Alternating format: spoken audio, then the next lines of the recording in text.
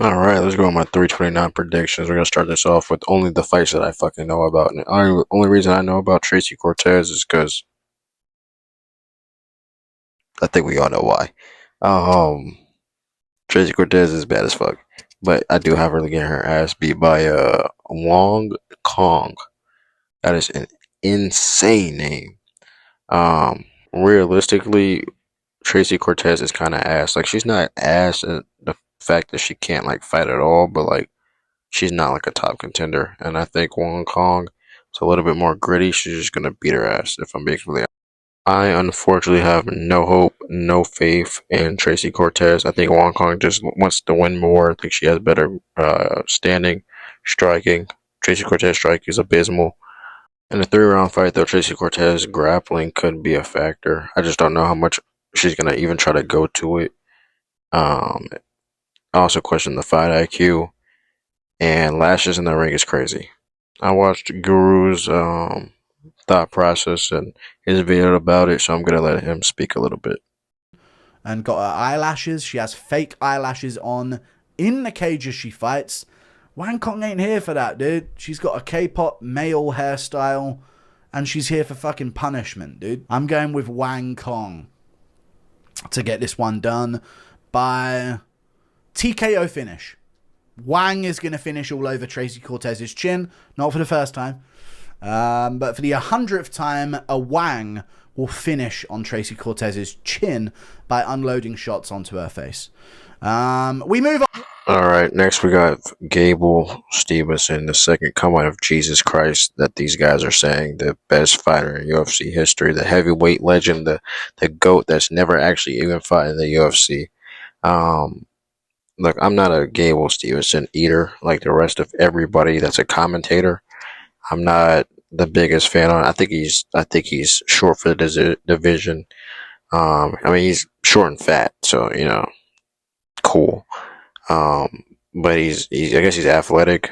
I know he's a great wrestler, but like wrestling is fucking overrated. He, I don't know about his grappling, the submission game. Look, man, in the time of fucking super heavyweights, I don't know about a 5'10", 240 pound linebacker. I don't know. But Josh Hogan's making it work, so I guess I have Gable Stevenson being the unknown nigga named Ellison. He's trash. So like, yeah, of course Gable's gonna beat him. It's not that I dislike Gable, but it's like, bro, for all this hype that we're doing, all this meat riding that everybody's doing, and we're giving him Elisha Ellison. Like, no, bro, I don't care if it's his first fight or not. Y'all say he's Jesus. Y'all say he's the second form of Jesus. Y'all say he's better than everybody. Get that nigga Terrell gone. Get that nigga Josh Hokie. Get that nigga like Curtis Blades. Get that nigga like Francis Ngannou. Like get that nigga Tom Aspinall. Like why are we even wasting our time with some shit like Alicia Ellison if he's supposed to be that guy? And that's not even a shot at the fucking UFC. Like obviously the UFC is gonna get as many fights as they can out of somebody. That's just more revenue. But for Gable, it's like, nigga, what are you doing? Like, you're supposed to be that guy, right? You're the guy, right? Like, fight the guys. You shouldn't need 10,000 fights on your record. You should have 5 fights, all champions.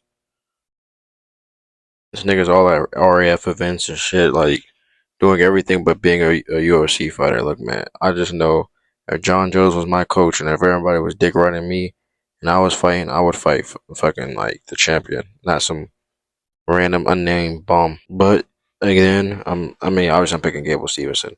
But yeah, again, I'm not the only person that feels this way. I'm gonna let Guru do a little talking too. Folks, making your debut on a UFC pay-per-view main event or main card. You're in your debut in the UFC. You've only got a couple of MMA fights, and you're on the McGregor card, main card of a pay-per-view. It's the Gable Stevenson loophole, folks. And for being completely honest here, Nikita Krivlov is an extremely difficult opponent for Robert Whitaker as he's been a heavyweight coming down to light heavyweight. He's going to be the bigger man. I mean, he's taller. He's been here a little bit longer and longer reach, more experience in the division as this is Robert Whitaker's first time moving up to 205. I mean, it's not like a cakewalk. If you look at the odds, it's pretty close, but I'm going to go with Robert Whitaker as, Uncle Chael says, like, lighter man skills wins. He's going to be the lighter man. I think he's just more experienced, more veteran, has harder fights, has more important wins under his belt, more realistic experience under his belt. Um, he's gonna be faster. He's gonna be probably the more accurate striker. As long as he doesn't get down to the ground, and I mean his ground game is gonna be just fine. Um, if he doesn't get down to the ground, he's gonna be great. Oh, he's Australian. That's not good. I didn't know Robert Whitaker was Australian. As long as this shit doesn't get too long or get to the part where like he has to like he can quit, he should be fine. Them Australians be weak ass quitters, man. All of them. The Australians be quitters. You got Krylov, who's fucking country's in a war zone right now against Russia. So yeah, as long as this doesn't go too like into deep waters, I got Robert Whitaker. And we have the only nigga from the UK. Well, I guess he's not black, but the only nigga from the UK that I've ever liked in my entire life, Loner Kavanaugh. He should be able to take care of this nigga with no problem. Brandon Royval is gonna have the height. He might even have the reach. Actually, they have the same wingspan. That's crazy. Well, that's tough for Brandon. Loner's better on the ground, even though Brandon's a little sneaky. He can throw some subs at you. He's actually not bad. He's pretty fast. He's pretty agile. Decent combinations on the feet, even though he throws winging punches. It's decent combinations. They're just winging and wild punches, though they're decent. Leonard Cavanaugh's gonna have way more power. I think he has a far better record. Brennan Ravine has way more experience, but honestly, to me, Leonard Kavanaugh is like a superhuman. I think that nigga's gonna be like a champion in the future. He's extremely athletic, hits like a truck, especially at like that late ass weight class. Um, the speed, agile, young. I would like to see Leonard Kavanaugh kind of mix it up. Sometimes he can just get locked into being a striker, but honestly, he's good in every aspect. He's actually one of the most well-rounded fighters in all the weight classes when it comes to having power and being able to grapple as well. Decent endurance, decent chin, decent though. You always talk about who has more like avenues or ways of winning. I think it's just Loner by a lot. Ravel probably put up a good fight. He honestly always puts up a good scrap. It can look a little messy, a little fishy for a while. I think it's a 3 rounder too. So hopefully Loner picks up the pace and gets him out of there early. And we got Corey. I won't walk out the Sandman Sanhagen versus Mario. Knock your bitch ass out, Batista. Um, yeah, I mean pretty much all goes into the name. If Corey can stay away from the power of Mario Batista, they should be all right. I think it's in a 3 round fight. It can go really either way. I like Corey a little bit more in the 3 rounder because I feel like he could just dictate the pace a little bit more. Mario Batista, he might come out quite aggressive. He has decent grappling as well. Corey's a little older. He's a little slower. Um, but I think he has just more weapons that, with the reach advantage, that Mario has to get through. Mario's athleticism is going to be a bit of a problem for Corey, if I'm being completely honest. Corey's going to struggle a little bit with the athleticism, and then the grappling game, if he gets a hold of him, could be an issue. Corey has good grappling, but I mean, he's also kind of frail, for being real. He's like 5'11". It's pretty frail for the weight class. But he has great weapons that makes it hard for anybody to get through, especially somebody shorter. The knees, the elbows, the punches. Clinch game is good. He's a little bit more well-rounded than a lot of his other counterparts, especially at that height. And so I think Corey should be okay. It should be all right. It might be a little ugly. It might be a split decision, but I think Corey should be able to get that win. This one was tricky. It's probably like the hardest one to pick on the card. If I'm being completely honest, Patty the motherfucking Batty versus BSD, super roided out. I didn't know BSD was taller or bigger than Patty, which is crazy. Not a lot of niggas are taller and bigger than Patty in the weight class. Um, they fight pretty much the exact same way. BSD is a little bit more roided out, coked out, just walking forward. Both got decent chins. Patty has better cardio. Both have good grappling. Both are weight bullies.